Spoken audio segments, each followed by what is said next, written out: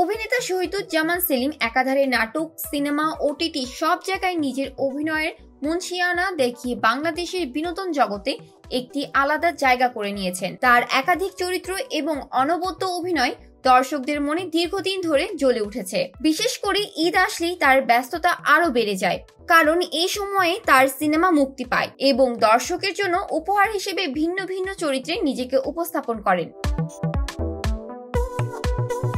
এবারের ঈদ উল ফিতর, এদিকে শহীদুজ্জামান সেলিম 3টি সিনেমা নিয়ে আসছেন। প্রথম সিনেমাটি বরবাদ, এটি পরিচালনা করেছেন মেহেদী হাসান হৃদয়, যেখানে তার বিপরীতে আছেন শাকিব খান এবং কলকাতার অভিনেত্রী ইথিকা পাল। বরবাদ সিনেমায় শহীদুজ্জামান সেলিম অভিনয় করেছেন আইনজীবীর চরিত্রে, যা এর টিজারে এক ঝলক দর্শকদের নজর কেড়েছে।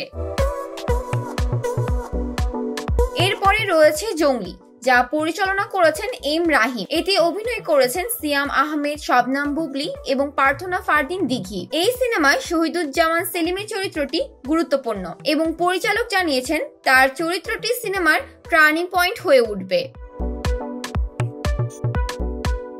তবে এই ঈদে সেলিমকে সবচেয়ে বেশি ভাইরাল চরিত্রে দেখা যাবে দাগি সিনেমায়। এই সিনেমা পরিচালনা করেছেন শিহাব শাহিন, যেখানে তিনি এক ভিলেন চরিত্রে অভিনয় করেছেন। তার চরিত্রটি এক ভীষণ নৃশংস রূপে দর্শকদের সামনে আসবে। আফরান নিশো এর বিপরীতে অভিনয় করেছেন এবং এই সিনেমার জন্য সেলিমের উপস্থিতি আসন্ন ঈদে দর্শকদের মুগ্ধ করতে প্রস্তুত।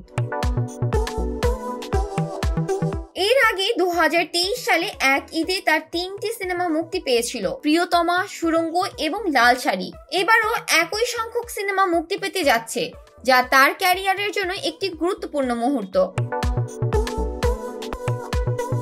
শহীদুজ্জামান সেলিমের ক্যারিয়ার, যেখানে 2012 সালে চোরাবালি এবং 2016 সালে অজ্ঞাতনামা সিনেমায় অভিনয়ের জন্য তিনি জাতীয় চলচ্চিত্র পুরস্কার পেয়েছিলেন, তাকে দেশের অন্যতম সফল এবং গুণী অভিনেতা হিসেবে প্রতিষ্ঠিত করেছে। তবে শুধু সিনেমাই নয়, নাটক এবং ওটিটি প্ল্যাটফর্মেও তার উপস্থিতি অব্যাহত থাকে, যা তাকে দর্শকদের আরো কাছে নিয়ে যায়।